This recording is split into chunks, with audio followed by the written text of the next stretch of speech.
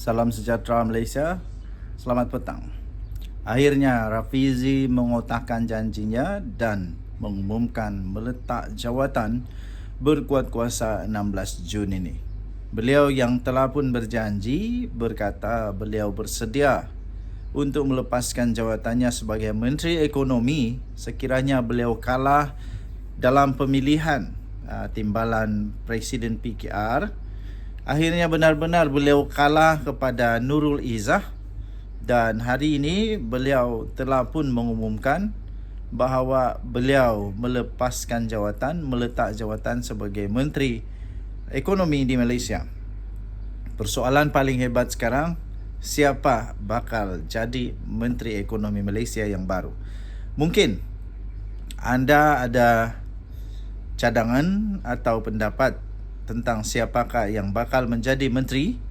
Anda boleh tinggalkan di ruangan komen. Mungkin ada yang sesuai untuk menjadi Menteri Ekonomi. Adakah Nurul Izzah akan menjadi Menteri Ekonomi yang sebagai lantikan daripada Anwar Ibrahim, ataupun siapa? Mungkin ada anda punya pendapat. Sila tinggalkan komen anda. Selamat sasarap, selamat pagi tempinai, tambalut seluruh Sabah. Tengok ruangan seluruh Sabah, seluruh Malaysia juga. Selamat pagi. Good morning. Cauan. Begitu itu. Okey, kamu pernah dengar kah ada satu program? Ada satu program nama dia program IC. Program IC ini boleh dapat pembiayaan sampai RM200,000. Oh, tapi ini bukan projek IC ya. Jangan kamu salah paham. Ini bukan projek IC yang kita mau jual IC kah apakah itu, tidak, bukan. Ini satu program, nama dia Program Ekosistem Inklusif PMKS. Program Ekosistem Inklusif PMKS atau singkatan dia IC. ISEE. Program ini ialah program untuk memperkasakan komuniti inklusif dan menggalakkan transformasi komuniti di kawasan luar bandar. Ini program. Di mana ini program boleh ditemui? Di Kementerian Keusahawanan dan Koperasi. Di bawah kelolaan Menteri dia Ewan Benedict, Datuk Ewan Benedict. Menteri dia dari Sabah. Menteri dia dari Sabah, Datuk Ewan Benedict. Objektif program ini tahu apa? Ini program untuk menggalakkan inovator atau syarikat melaksanakan projek inovasi yang menyediakan produk atau perkhidmatan untuk menggalakkan transformasi komuniti bagi manfaat kumpulan sasar. Contoh siapa kumpulan sasar itu? Siapa? Kumpulan B40. Nah, kalau kita B40, kita lah sasaran dia. Jadi jangan kasih lama. Lepas tu sasaran yang lain, belia-belia. Nah, belia-belia Sabah, jangan kasih lama. Sementara kita ada Menteri Datuk Ewan Benedict, Menteri yang hebat dari Sabah sendiri. Ambil ini peluang. Ambil ini peluang. Pesara, Ibu Tunggal, Warga Emas dan OKU. Nah, inilah kebaikan dia. Ya.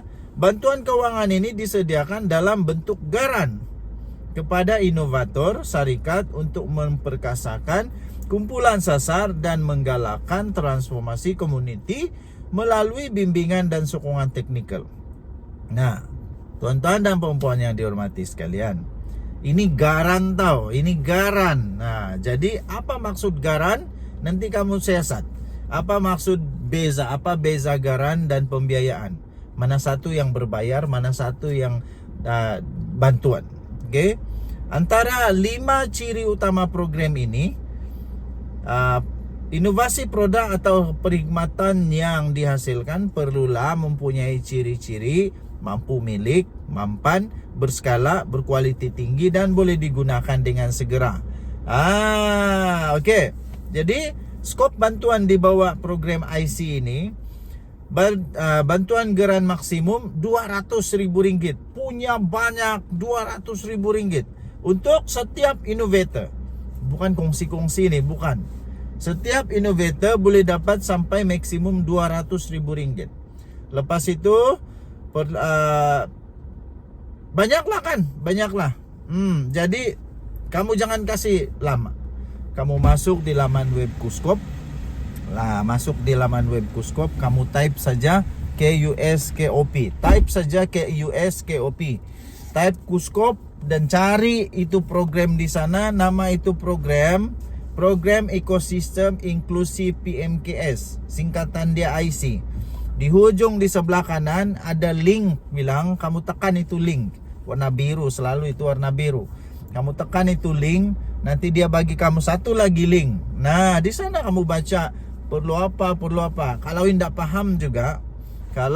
paham juga, kamu cari nomor telepon di laman web Kuskop, kamu pergi telephone lah, kamu pergi telephone, lepas itu tanya di sana, ya. Ada ramai orang tuduh saya, bilang kau kasih cerita scam. Ini bukan scammer. Ini betul-betul daripada Kementerian Keusahawanan dan Koperasi. Menteri dia Datuk Ewan Benedict.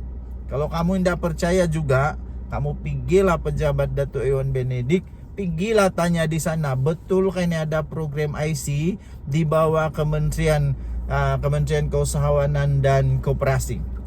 Nah, kamu pergi tanya sendiri sana, dan jangan lupa kamu kasih sedia semua kamu punya dokumen-dokumen, kamu kasih sedia semua kamu punya apa-apalah, kertas kerja, apa saja dia minta kamu kasih sedia. Berbaloi RM200,000, bukan sikit itu geng. RM200,000. Siapa mau kasih? Oke, jangan kasih lama. Kasih share sama kawan-kawan kamu, kasih tahu sama diorang ada menteri kita Datuk Ewan Benedict. Menteri Keusahawanan dan Koperasi Malaysia. Ada menteri kita Datuk Ewan Benedict yang siap sedia buat kerja terbaik membantu rakyat seluruh Malaysia, terutama di Sabah. Jangan kasih lama. Kita jumpa lagi. Kalau ada apa-apa, kamu pandai-pandai lah message kah, tanya kah, apakah. Kita jumpa lagi. Bye bye. Salam sejahtera Malaysia. Denyut nadi suara rakyat bergema di channel ini. Saya ingin minta pendapat Anda sekalian, tuan-tuan dan puan-puan. Ketika Mahathir menyatakan kalau dia jadi Perdana Menteri sekali lagi, dia tidak akan membuat apa-apa, dia tidak akan menekankan sekatan untuk 3R. Terkejut saya tahu. Terkejut saya. Anda boleh cari itu di Google lah, cari Google saja. Soalan saya sekarang, mana Hadi Awang, mana Muhyiddin Yassin? Kenapa diorang tidak bising? Kenapa diorang tidak bising apabila Mahathir kata begitu? Cubalah bayangkan kalau itu kata-kata itu keluar daripada Lim Kit Siang. Kalau kata-kata itu keluar daripada Lim Guan Eng kah, Lim Kit Siang kah, memang luar biasa akan berlaku itu, memang. Kenapa diorang tidak bising pula? Kenapa diorang tidak bising pula kepada Mahathir? Tegurlah Mahathir tu. Bukankah Hadi Awang mau mempertahankan agama, bangsa, raja-raja? Kenapa biarkan saja Mahathir? Ini bahaya betul Mahathir ni. Tiba-tiba tidak ada, mana boleh? Kan, mana boleh? Kalaulah Lim Kit Siang yang cakap begitu, memang huru hara jadinya pas. Bersatu pun huru hara terus. Huru hara terus. Pening. Apa sudah jadi nih? Oke, jadi kerana itu, pada pendapat saya, akhirnya, sampai saya pikir begini tau. Sampai saya terpikir, ini pikiran saja. Mungkin sudah masanya untuk Agung ambil tindakan lah. Ambil tindakan dikeras. Agung perlu untuk pikirkan bagaimana kalau ada manusia-manusia begini yang cuba untuk tidak hormat lagi kepada yang disebut 3R. Macam mana pun kita mau bersuara, tuan-tuan dan puan-puan, kebebasan macam mana sekalipun, pada saya segala sesuatu ada hadnya, ada limit dia. Dan limit bagi di Malaysia jangan sentuh 3 hari itu saja. Kalau itu pun tidak dapat dihormati, ya susah lah kan, susah lah.